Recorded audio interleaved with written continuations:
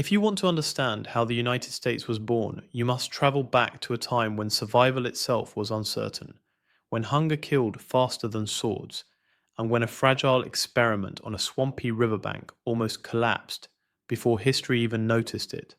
In 1606, England was a rising power, desperate to challenge Spain and hungry for wealth and prestige. King James I granted a royal charter to the Virginia Company of London, authorizing it to establish an English settlement in North America. In December 1606, three ships, the Susan Constant, Godspeed, and Discovery, sailed across the Atlantic, carrying 104 men and boys. In May 1607, they selected a marshy site along the James River and named it Jamestown, in honor of their king.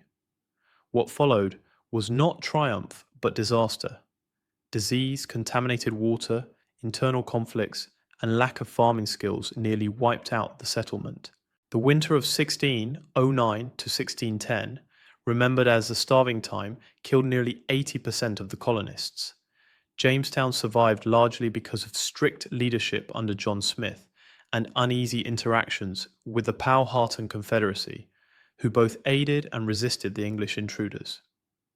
The colony's fate changed with the cultivation of tobacco by John Rolfe, which turned Virginia into a profitable enterprise. In 1619, Jamestown marked two historic milestones: the arrival of the first recorded Africans in Virginia and the meeting of the House of Burgesses, the first representative assembly in British America. 13 years later, in 1620, a very different group, the Pilgrims, landed at Plymouth in New England. They signed the Mayflower Compact, establishing self-government based on consent. These early colonies reflected two contrasting motives: profit in the South and faith in the North. Together, they laid the foundations of English America. This is the second lecture in the Crash CSS US History series, and your guide through this story of ambition, suffering, and survival is your instructor, Jazib Khan. By the 1630s, English settlement in North America was no longer an experiment. It had become a movement. Political unrest and religious conflict in England pushed thousands to seek new lives across the Atlantic. Under a charter granted by King Charles I, the Massachusetts Bay Company organized one of the largest migrations in colonial history. In 1630, nearly 1,000 Puritans arrived under the leadership of John Winthrop and founded Boston. Winthrop famously described their colony as a city upon a hill, believing their society would serve as a moral example to the world. Yet this vision produced an intolerant theocracy. Only male church members could vote, and dissenters were punished. Roger Williams was banished for advocating religious freedom and later founded Rhode Island. Anne Hutchinson was exiled for challenging religious authorities. Meanwhile, other colonies emerged with different goals. In 1634, Lord Baltimore established Maryland as a refuge for English Catholics, naming it after Queen Henrietta Maria. In 1663, King Charles II granted the Carolinas to loyal nobles, encouraging plantation agriculture that relied heavily on enslaved labor. In 1681, William Penn received Pennsylvania as repayment of a royal debt. Penn, a Quaker, envisioned his colony as a holy experiment based on tolerance, fair dealings with Native Americans, and representative government. By the late 17th century, England had established a chain of colonies stretching along the Atlantic coast. Though diverse in religion, economy, and governance, they were united by allegiance to the British Crown and growing confidence in local self-rule. As the colonies expanded, they became vital components of England's imperial system. British policymakers believed national power depended on economic strength, and this belief shaped colonial policy through mercantilism. Under this system, colonies existed to benefit the mother country by supplying raw materials and consuming manufactured goods. To enforce this vision, Parliament passed the Navigation Acts, beginning in 1651 and expanded in 1660 and 1663. These laws required colonial trade to be conducted on English ships and directed key exports such as tobacco, sugar, and rice through English ports. England's rivalry with the Dutch intensified these measures. During the Second Anglo-Dutch War, English forces seized New Netherland in 1664 and renamed it New York, strengthening British control of Atlantic trade routes.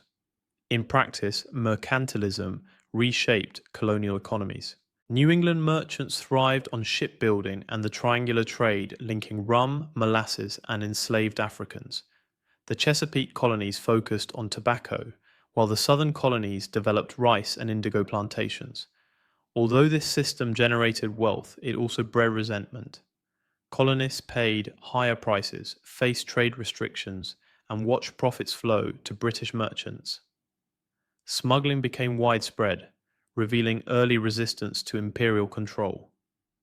Though most colonists still considered themselves loyal British subjects, mercantilism quietly planted the idea that British policies prioritize imperial profit over colonial prosperity.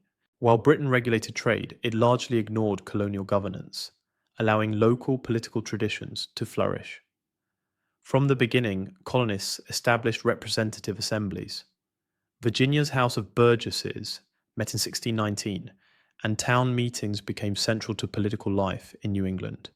These institutions collected taxes, passed local laws, and paid officials, giving colonists real experience with self-government. This era of minimal imperial oversight is often described as salutary neglect, yet colonial society was far from peaceful. Economic inequality and frontier insecurity triggered violent unrest. In 1676, Bacon's Rebellion erupted in Virginia when frontier settlers rebelled against Governor William Berkeley, accusing him of favoring wealthy planters and failing to protect them from Native American attacks. Although the rebellion failed, it exposed deep class divisions. In Massachusetts, fear and religious anxiety exploded in the Salem witch trials of 1692, where hysteria led to executions based on spectral evidence. Conflicts with Native Americans were frequent and brutal. The Pequot War in the 1630s and King Philip's War in the 1670s devastated indigenous communities and solidified English dominance in New England. By the end of the 17th century, the colonies had survived famine, rebellion, and war, emerging stronger, more populous, and increasingly confident in their political institutions. The early 18th century marked a period of remarkable growth for the American colonies. Immigration surged from Britain, Ireland, Germany, and Africa, and by the 1770s, the colonial population exceeded 2 million. Port cities such as Boston, New York, Philadelphia, and Charleston became commercial hubs linking the Atlantic world. Land was widely available, wages were relatively high, and social mobility was greater than in Europe. Colonists proudly identified as British and believed they possessed the same rights as subjects in England. Political participation was widespread, with a higher proportion of white men voting than anywhere else in the Atlantic world. Republican ideas drawn from British Whig thought emphasized liberty, virtue, and resistance to corruption. At the same time, slavery expanded dramatically. Enslaved Africans formed the backbone of southern plantation economies, while northern merchants profited from the slave trade. Britain's policy of salutary neglect allowed colonial assemblies to govern themselves with little interference, reinforcing habits of autonomy. Few colonists imagined separation from Britain, yet they had grown accustomed to managing their own affairs. Beneath prosperity and loyalty lay unresolved tensions over land, labor, and authority. The fragile balance that had defined colonial life for decades shattered in the mid-18th century, when imperial ambition pushed Britain and France into open conflict. At the heart of this struggle lay the Ohio Valley, a vast and fertile region claimed by both empires and crucial for trade, expansion, and strategic dominance. In 1754, the conflict escalated dramatically when a young Virginia officer, George Washington, led a small British force into the region and suffered defeat at Fort Necessity. Though minor in scale, this clash ignited what would become the French and Indian War, the North American theater of the global 7 Years' War. Native American nations played a decisive role, aligning themselves with whichever empire best protected their lands and trading interest. Many Algonquian tribes supported France, while the powerful Iroquois Confederacy leaned toward Britain, Early British campaigns failed badly, exposing poor leadership and lack of coordination. However, after 1757, Britain reorganized its war effort, poured resources into the colonies, and sent experienced generals. The turning point came in 1759, the year of victory, when British forces captured Quebec, followed by Montreal in 1760.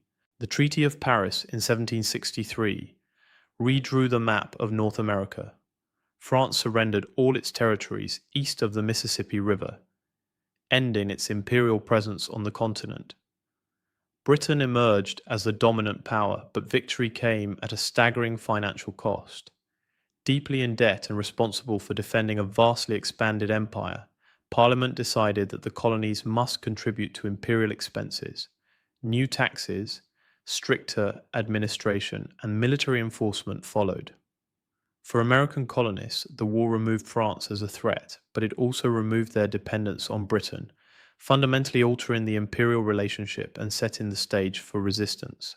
The year 1763 marked a turning point in the relationship between Britain and its American colonies. After winning the French and Indian War, Britain no longer viewed the colonies as lightly governed partners, but as possessions that must now help finance imperial defense. The first sign of this shift came with the Proclamation of 1763, which barred colonial settlers from moving west of the Appalachian Mountains. Intended to stabilize relations with Native Americans and reduce military costs, the policy enraged frontier settlers who had fought the war precisely to gain access to Western lands. Parliament soon followed with a series of revenue measures designed to raise money directly from the colonies. The Sugar Act of 1764 tightened customs enforcement, while the Stamp Act of 1765 imposed taxes on newspapers, legal documents, licenses, and even playing cards. For the first time, taxation was not indirect or commercial, but direct and internal. Colonists reacted fiercely, insisting that only their own elected assemblies had the right to tax them. The slogan, "No taxation without representation," captured a deeply held belief that English liberties were being violated. Resistance spread rapidly. Merchants organized boycotts of British goods. Pamphleteers flooded the colonies with arguments defending constitutional rights, and groups like the Sons of Liberty mobilized street protests. Although Parliament repealed the Stamp Act, it simultaneously asserted its authority through the Declaratory Act, deepening colonial suspicion. The Townshend Acts of 1767 reignited tensions by taxing imports such as tea, glass, and paper. By 1768, British troops occupied Boston to enforce imperial authority. Tensions exploded on March 5, 1770, when soldiers fired into a hostile crowd, killing 5 civilians. The Boston Massacre became a powerful symbol of oppression, widely circulated through propaganda. Although most taxes were repealed soon afterward, the damage was irreversible. Trust had collapsed and resistance had become a shared colonial identity. By the early 1770s, the American Revolution was no longer driven only by taxes or protests. It was powered by ideas that reshaped how colonists understood authority itself. Enlightenment philosophy played a decisive role. Thinkers like John Locke argued that individuals possess natural rights to life, liberty, and property, and that governments existed only by the consent of the governed. If a government violated these rights, resistance was not rebellion, but a moral duty. These ideas circulated widely in the colonies through pamphlets, newspapers, sermons, and political debates, transforming abstract philosophy into everyday political language.